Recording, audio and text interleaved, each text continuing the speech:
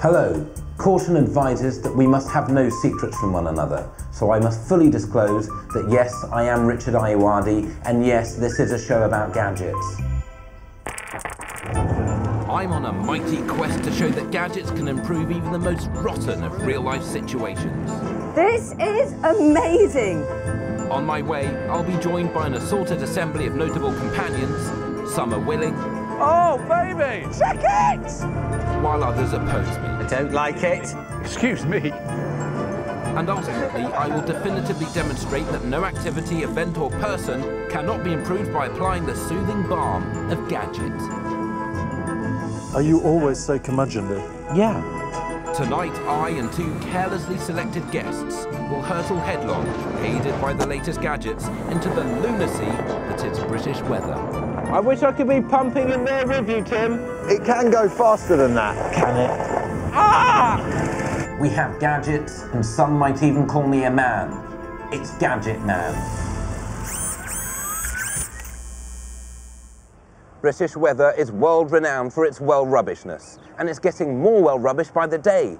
April snow, really windy days, and flipping flooding. What in Pete's name is going on? Can gadgets help buffer us from this meteorological onslaught? Rain is rarely welcome upon one's person, especially if you, like me, wear suits that are prone to dissolve. But soggy shirts are history with the XPERIA waterproof shirt. This shirt is 100% cotton, but is treated with a Teflon fabric protector that makes it liquid and stain repellent. But showers are oft unexpected. What are you going to do then, Captain Gadget? Well, I'll simply reach for my emergency poncho. This might look like an ordinary, if small, rucksack, but it transforms into a 3-layer, highly breathable poncho, as well as making me look impossibly masculine. Now, ideally, I'd like to conduct all of my important business calls in the middle of rainstorms as a way of giving them a framework of pathetic fallacy. But up until now, that's been a mere dream. Well, that dream is now reality thanks to the SONY XPERIA Z2, a fully waterproof handset. Observe. Other than any available ceiling, rain is one of Lionel Richie's favourite places to dance, even though rain is not a place. But the key thing is he now can dance in the rain should he wish. And it's all because of the UE Boom, a shower-proof speaker.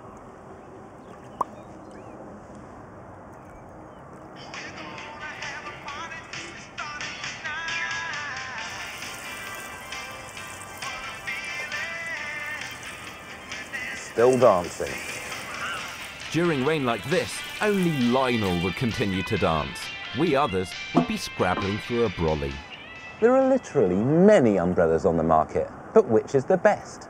How the rud would I know? The only possible way of finding out would be, say, to gather the opinion of a small group of representative UK individuals. And here they are, a public panel, running a giddying gamut of genders, ethnicities and ages, an unarguably comprehensive canvas of consensus. A British person is only ever a few hours away from needing a brolly, and this week, my panel will be testing the future of precipitation protection. First up, the skilled labourer will be trying out the hands-free telescopic umbrella. How are you doing under there? I'm getting totally dry. You're becoming more dry. Yes. That's incredible. Yes. But if I were to go in like that, how's that? You can't get me. Next, the retiree is using the 2-in-1 tough umbrella. How are you doing under there? Very well. I think it's very good. And it's pink. We all know city workers love consuming liquid. Let's make it rain. So the city professional is trialling the Morella double cup holder, which attaches to any brolly. How's it functioning as an umbrella? An umbrella is absolutely fantastic. You know, you can have your drinks and you want to take a selfie, like... Yeah. It really works. The student is testing the accurately named colour-changing umbrella. Oh dear, that's small. The hydrochromatic ink is white when dry, but a coterie of colours when wet. Well, we're getting an incredible visual treat over here, I can tell you. I bet you are. Ah, blow back. Now that our 4 umbrella gadgets have been tested in real-life conditions, it's time to reveal the nation's favourite. Panel, you've all acquitted yourself admirably. You seem drier than I. But what is the verdict? We all agree the 2-in-1 tough umbrella. I think that's quite good because you have like 2 people under it as well. You can have 2 people under it that's without like poking each other's eyes. Well, that is what we want. The nation has spoken. The 2-in-1 tough umbrella from Japan is the umbrella of the week and perhaps of all time. We all know that climate change is a complete impossibility. But what if one day there were any significant environmental shifts? Like really bad rain or very gusty winds? What use are futuristic brollies then? I'm going to need something special. Time to call my technical support staff. Hi, yeah, it's me, Richard. I'm concerned about environmental apocalypse. I do know it's a completely irrational fear, but please humour me. When the gales of doom descend, I want to be completely self-sufficient and survive.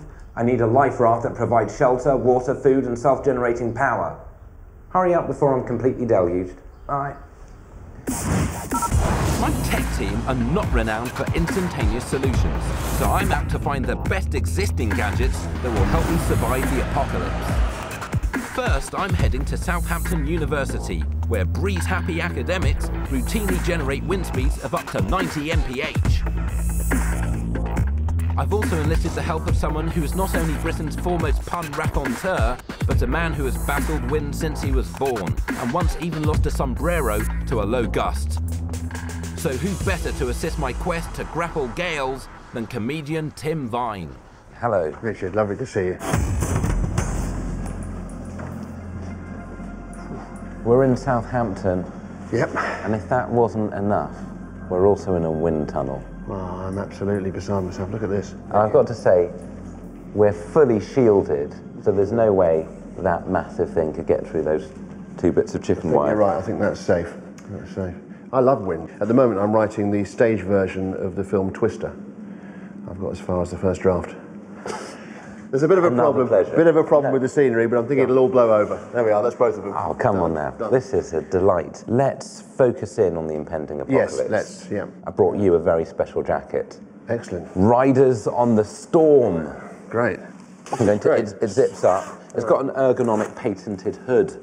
Yeah. It's kind of dressed up as a grasshopper, isn't it? It's lovely. It looks good. I'm going to slip on the colon.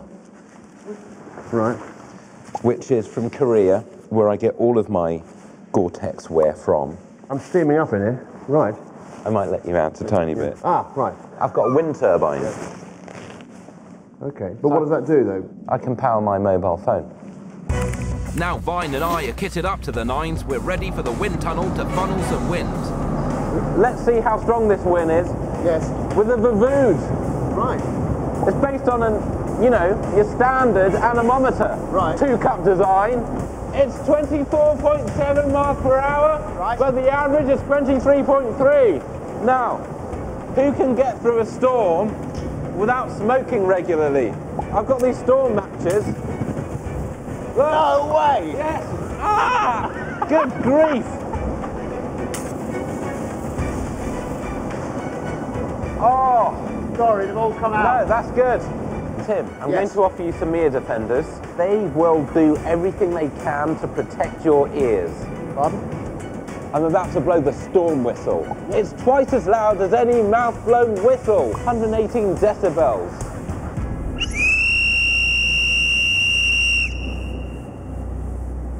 Did you do it? That's how good those ear defenders are. And help is on its way. Now it's time for me to step back into my natural support role, while Tim tests the Heim Planet Wedge, a 2-man tent which has inflatable poles. Once tethered to the floor, he'll put up this tent in what the Beaufort scale describes as, and I quote, a strong gale. Stay strong, Tim. I don't want to lose you in there. I've got to pump. I wonder if Tim can still punt in extreme tent erecting conditions. I've got a friend who's a tent peg. He's giving himself into the ground. Sounds like you're in Vietnam, Tim. Over. I just wish I was in that tunnel with you pumping away. Just lost my earpiece.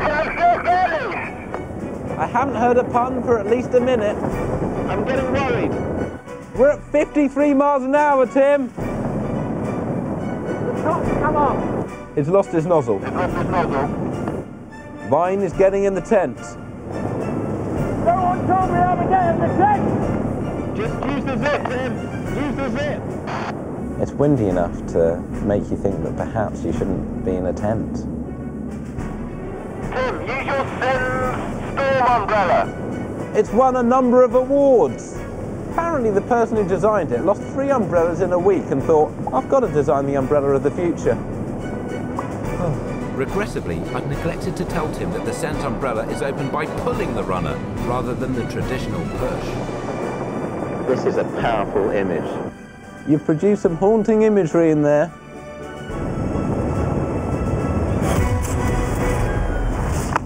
Tim, Yes. that was a heck of a wind. It made you realise if you're stuck on the side of a mountain in that sort of wind, that would be rather nasty. I went to a shop, I said, I want to buy a tent. He said, 2 camp. I said, sorry, I want to buy a tent. But I said, I also want to buy a caravan. He said, camper. I said, make your mind up. But those puns deserted you. None of them were in when I needed them. No, they do not work in a high wind. I hope we meet again in similarly extreme weather conditions. So do I. Coming up, outdoors advocate Marcus Brigstock joins me as I take on large quantities of sub-zero solidified liquid. Wow! Oh, that looks rubbish. How dare you? In a world where the weather becomes more extreme by the day, I'm searching for gadgets to keep me warm and dry. My technical support staff are busily constructing the ultimate self-sufficiency survival raft for the inevitable apocalypse. But now I must turn my attention to another very real climatic concern. Harsh winters are a fact of life, like Tax or Simon Mayo, and we must do everything in our power to battle them, and battle them hard. That's why I spend every weekend preparing for the future Arctic apocalypse right here. Shizzle's getting real, people! As well as being a boss place to chillax, Hemel Hempstead Snow Centre, with a permanent temperature below 0, is the perfect place to assess gadgets designed to help us cope when the big freeze hits Britain. And aiding me in this wondrous endeavour is renowned winter sports enthusiast Marcus Brigstock. Right. You know the expression when hell freezes over? Yes. This is what I think it would be. You think if hell froze over that they'd provide sledges? This is ridiculous. It's a very light sledge and it's got runners underneath. If you lean, you can steer it. That's not steering, that's just falling one way or another. Look at what I've provided you, a VW sled with a steering sled. wheel. This has got brakes here. I'm going to set off everything. with one hand already on the brake. All right, let's go. Oh. I've broken the steering wheel.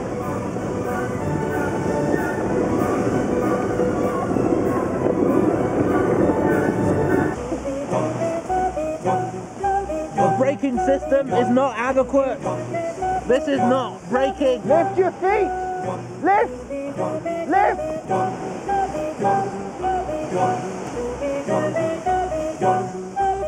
How was it? It was as fun as falling. Come the end of the world, sledges will be fine for fleeing from a pursuing avalanche, but what if escape from the storm requires uphill flight? This is the latest thing. Okay. It's the thruster. 4 electric fans spinning at up to 30,000 RPM are mounted on a handheld bar. Wow! Collectively, they generate a maximum thrust of 150 pounds, literally dragging feckless snowboarders up the slope. Yeah? I like it a lot. But as a man of gadget, I don't just come equipped with one method of uphill assistance. I have a flip load. The Juggernaut bike. Yeah. Look at those wheels. That's incredible. 26 inches. You'd have to have a load of these at the bottom Right. And just leave them at the top so that you could ride it up and then snowboard back down. Like a Boris bike scheme. But look at this, look. That's the propel surf. I've done a lot of snowboarding, yes. And I don't like to be cynical, Just say it. That looks rubbish. How dare you? You come onto my slope and slag off my propel surf? That's based on the Archimedes screw. From that point of view, it's very exciting, but just what are you going to do with all of that on the back of your board? Oh. I kind of want to see you go.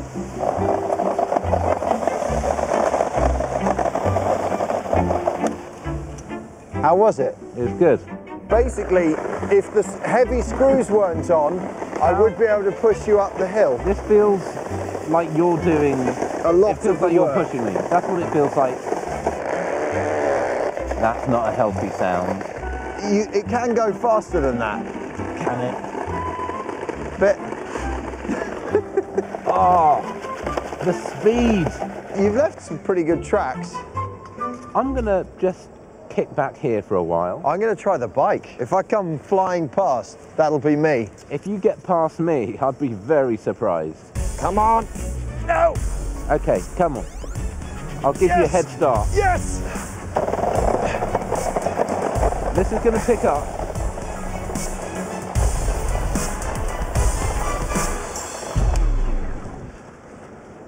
Yeah, that's better. Down. Yeah.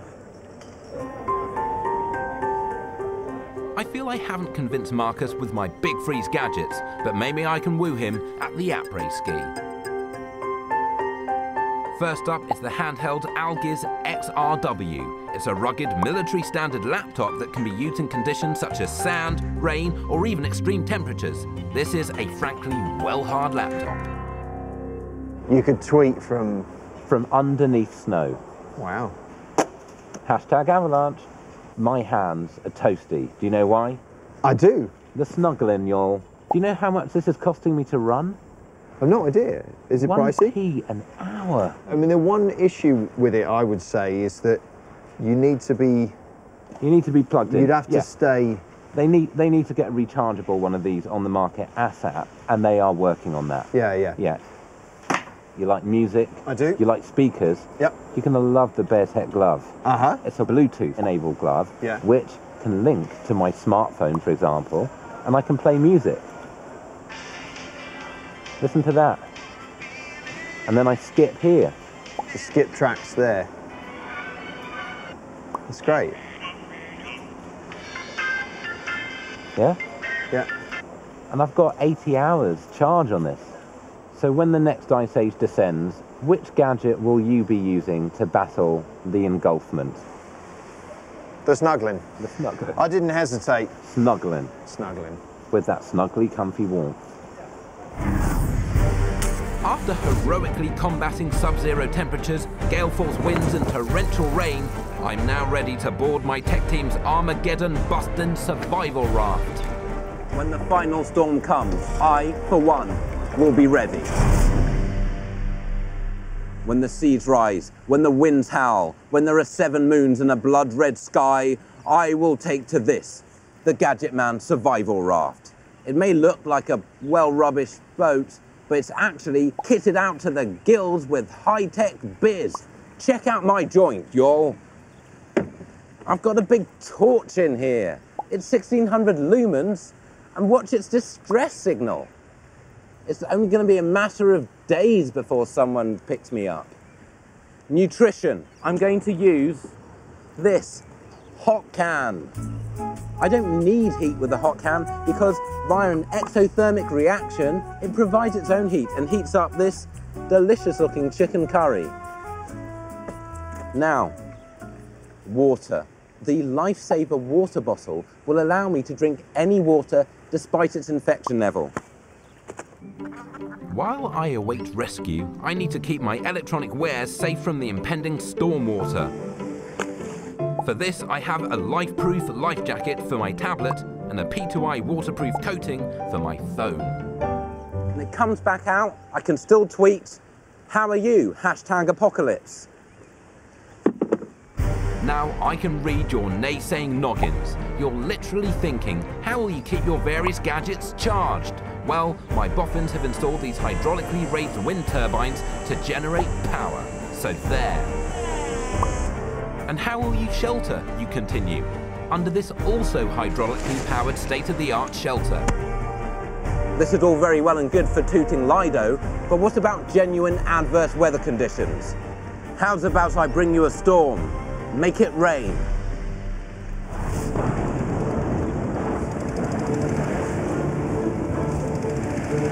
Not only is this drama on a cinematic level, but, as promised, my gadget vessel is keeping me protected, nourished, and charged to the max.